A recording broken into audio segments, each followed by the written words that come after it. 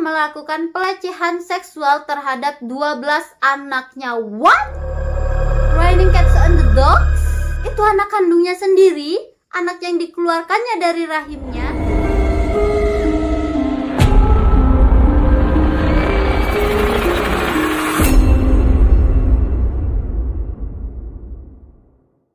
Hai, welcome back to Story Lala. So, stay on my channel. Diawali dengan kasus kriminal case yang ada di Indonesia, diwarnai oleh kasus pembunuhan dan pelecehan seksual yang menimpa bocah asal Sukabumi yang berusia 5 tahun. Tidak hanya mengungkap bahwa keluarga korban dalam perencanaan pembunuhannya, tetapi keluarga korban juga melecehkan si anak yang berusia 5 tahun ini. Polisi pun menemukan fakta bahwa ibu dan kedua kakak sempat melakukan hubungan seksual di saat kejadian. OMG, Raining Cats and the Dog. Hubungan intim sedarah atau yang disebut dengan incest ini sangat menggemparkan warga di Sukabumi karena di mana dia berhubungan seksual dengan anaknya sendiri. Hal itu pun membuat warga Sukabumi sangat geram sekali dengan pelaku. Lantaran perilaku itu sangat-sangat teramat menyimpang sekali. Namun sebenarnya skandal incest ini tidak hanya terjadi di Indonesia, tetapi seluruh dunia juga mengangkat criminal case tentang hubungan incest yang terlarang ini dan juga berakhir dengan kematian. Inilah cerita-cerita skandal incest yang berada di penjuru dunia yang berujung kematian yang akan dirangkum di Story Lala. Namun sebelum kalian lanjut nonton, silahkan kalian klik tombol subscribe, turn on notification, like, comment, and share. Thank you very much. Check it out.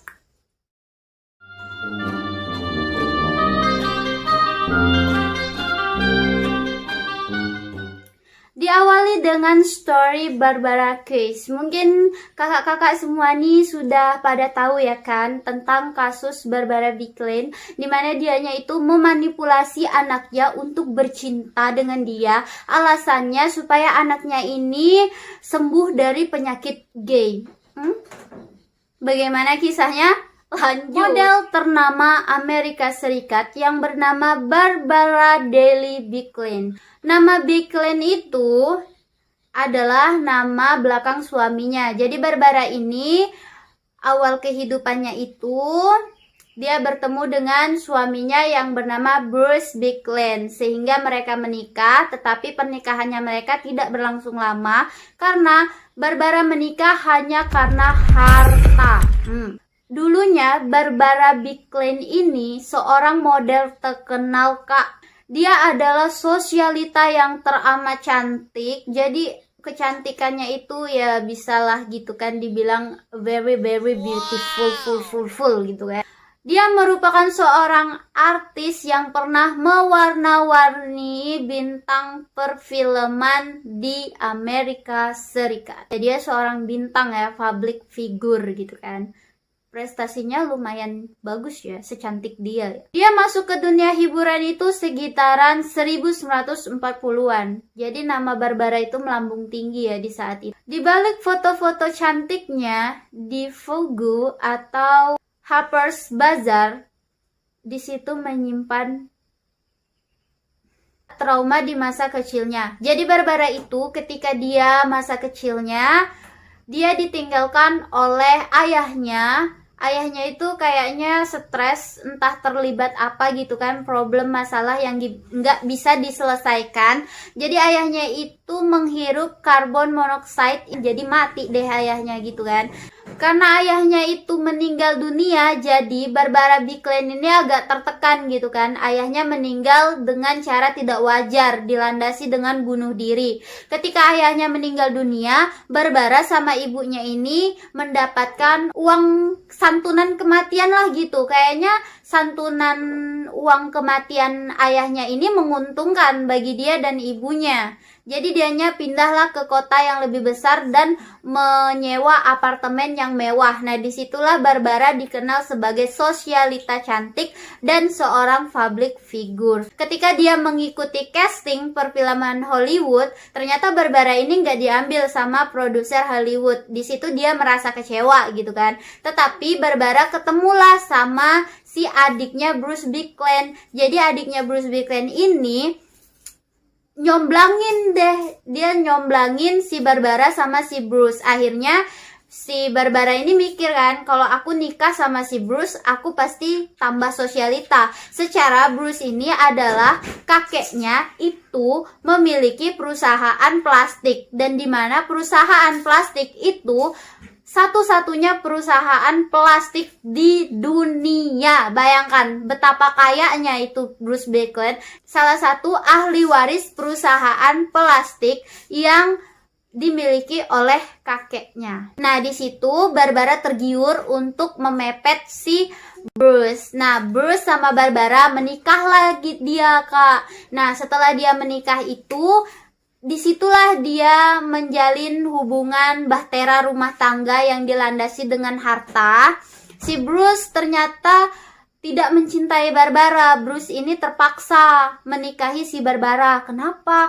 Oh, ternyata Barbara berbohong, Kak, sama si Bruce. Dia bilang, "Hey Bruce, aku ini hamil, kamu harus tanggung jawab." Jadi mau tak mau, karena di zaman itu adalah aib banget, apalagi si Bruce juga seorang laki-laki sosialita dan Barbara juga sosialita dan keluarga yang sangat terpandang pada saat itu. Jadi mereka harus menikah untuk menutupi aib dari kebohongan si Barbara ini. Sebenarnya Barbara nggak hamil. Oke, ketika ada beberapa bulan mereka menikah, si Barbara ini ngomong jujur sama si Bruce, "Hey Bruce, ternyata aku bohong, aku nggak hamil." Oh, di situ Bruce marah banget, melampiaskan kemarahannya itu dengan cara mabuk-mabukan, inilah itulah segala macam. Dan Barbara pun asik pergi pesta-pesta bersama teman-teman sosialitanya. Oke, ternyata selang beberapa tahun kemudian si Barbara ini hamil, Kak. Dianya hamil ialah melahirkan si Antonio Bickland. Gitu ceritanya.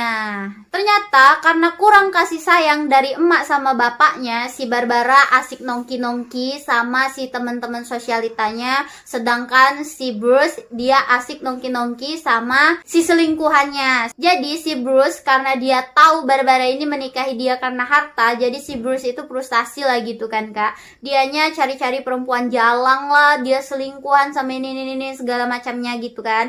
Nah, setelah Antonio ini lahir, ternyata Barbara tuh tahu kalau si Bruce ini lagi pacaran sama anak kuliahan. Si Barbara marah gitu kan. Dia mengambil pisau dan mengancam, "Bruce, kalau kamu tetap melanjutkan hubungan kotor kamu dengan perempuan kuliahan itu, aku akan bunuh diri." Pada saat itu Bruce takut gitu kan. Bruce takut dengan ancaman si Barbara. Jadi Bruce putuslah sama anak kuliahan itu dan kembali lagi sama Barbara.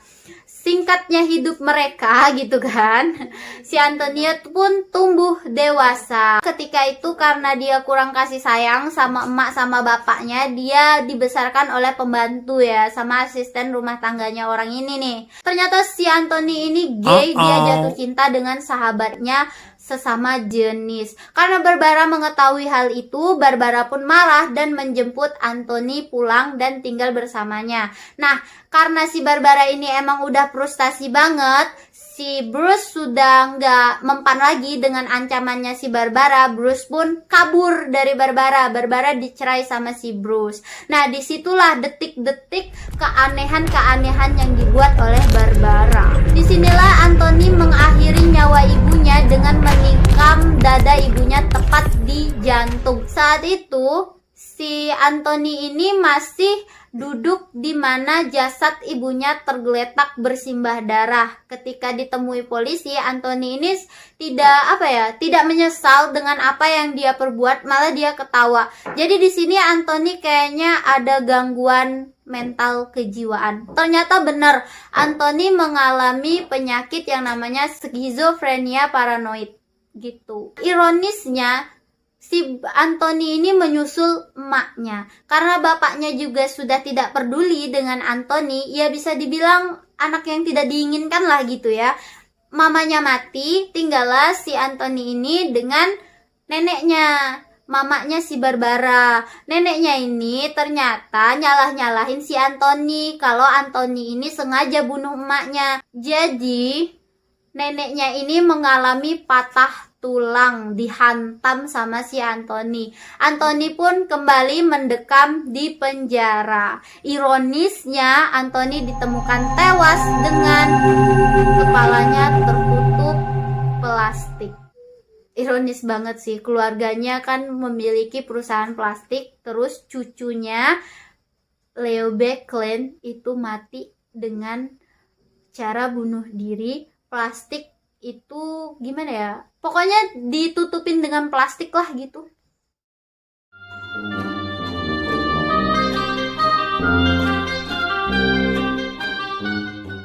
Case yang berikutnya itu datang dari ayah 12 anak yang berasal dari Amerika Serikat. Kira-kira apa ya? Jadi Eddie ini dikenal dengan warga-warga Amerika Serikat itu dengan sebutan keluarga paling disfungsional se-Amerika Serikat. Kira-kira apa yang diperbuatnya ya? Sexton dan istrinya Estella May terbukti telah melakukan pelecehan seksual terhadap 12 anaknya. What? Raining cats and the dogs?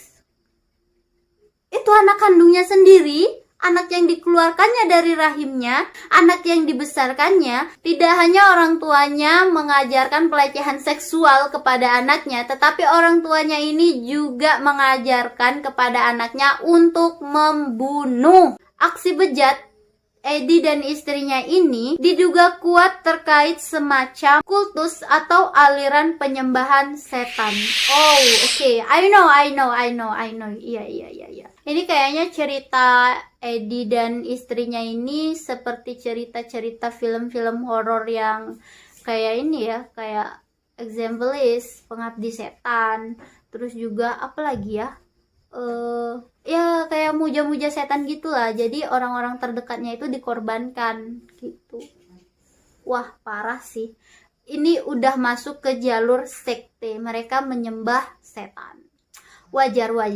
Dari hubungan insestnya Eddie, mereka sudah memperoleh 3 cucu. What?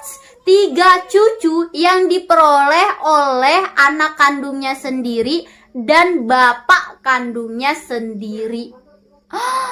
Oh, gue mau pingsan rasanya ngebawain kasusnya si Eddie ini. Emang bener-bener aduh.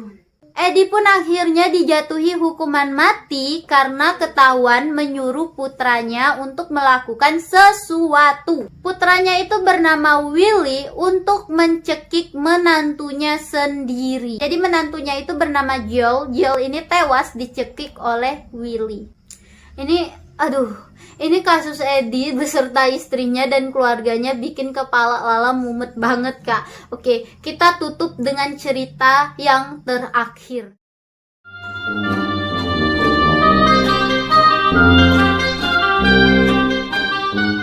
Yang terakhir ini ada story case dari kakek-kakek. Oke, kakek-kakek asal Amerika Serikat yang bernama Marcus Swenson pada tahun 2004. Warga Amerika Serikat pun digemparkan dengan kasus pembunuhan dan pelecehan seksual yang melibatkan seorang kakek-kakek yang berumur 57 tahun. Wesson pun terbukti bersalah dengan 9 tuduhan yang mengarah kepada dirinya. Tuduhan pembunuhan tingkat pertama dan 14 kejahatan seks, termasuk pemerkosaan dan penganiayaan terhadap anak perempuannya yang masih di bawah umur. OMG. Polisi pun menangkap bahwa 9 korban itu terdiri dari anak dan cucunya sendiri. Oh my god. Aduh, asma lama-lama ngebawain cerita ini. Dan ironisnya, kejamnya, mereka dibunuh dengan ditembak di bagian mata. It's raining cat and the dog. Ini mulai asma ya story Lala. Oh my god. Tidak hanya itu, ternyata polisi juga mengungkapkan bahwa si Marcus ini juga menciptakan semacam klan incest. Klan incest? Begini, Bo. Jadi, anak dan cucunya itu kawin satu sama lain. Bukan kawin, Deng. Iya, Deng, kawin gitu. Menikah lah gitu ya. Menikah lah gitu kan. Menikahlah anak cucunya ini jadi beranak pinak. Nah, itu yang namanya klan incest. Itu adalah incest yang benar-benar menggemparkan dan terlarang banget. Korban pun diketahui umurnya itu 1 sampai 25 tahun. Itulah tadi kasus-kasus incest yang paling menggemparkan. Gak hanya dunia yang tergemparkan, Story Lala pun ikut tergemparkan. Mungkin kakak-kakak dimanapun kalian berada yang mendengarkan cerita ini juga ikut tergemparkan. Terkoncang mental kalian ya. Mengerikan ya. So guys, story criminal case yang mana di antara ketiga ini yang paling menggemparkan dan menghebohkan dunia dan jiwa-jiwa kalian? Silahkan kalian komen di bawah ya. Oke, thank you very much for watching. See you the next video. Bye-bye. Jangan lupa, karena yang manis itu hanya milik Lala seorang. Wow. Jangan lupa follow IG story Lala ya. Mwah.